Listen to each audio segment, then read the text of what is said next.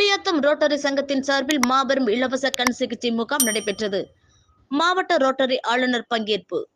வேலூர் மாவட்டம் குடியாத்தம் ரோட்டரி சங்கத்தின் சார்பில் மாபெரும் இலவச கண் பரிசோதனை முகாம் ரோட்டரி அரங்கில் நடைபெற்றது.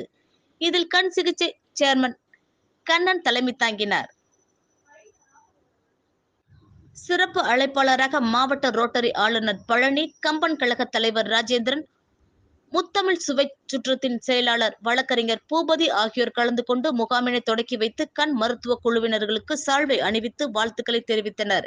இம்முகாமில் கோவை சங்கரா கண் மருத்துவமனையின் மருத்துவ குழுவினர் கலந்து கொண்டு தூரப்பார்வை, கிட்டப்பார்வை, கண்ணில் சதை வளர்ச்சி, கண்புரை, தொடர் ஒற்றை தலைவலி உள்ளிட்ட பிரச்சனைகளுக்கு சிகிச்சை மற்றும் ஆலோசனை வழங்கினார்.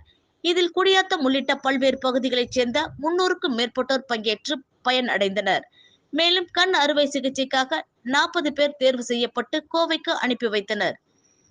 இதில் ரோட்டரி சங்க தலைவர் ரங்கா வாசுதேவன், செயலாளர் ரவிச்சந்திரன் உள்ளிட்ட நிர்வாகிகள் பலர் கலந்து கொண்டனர்.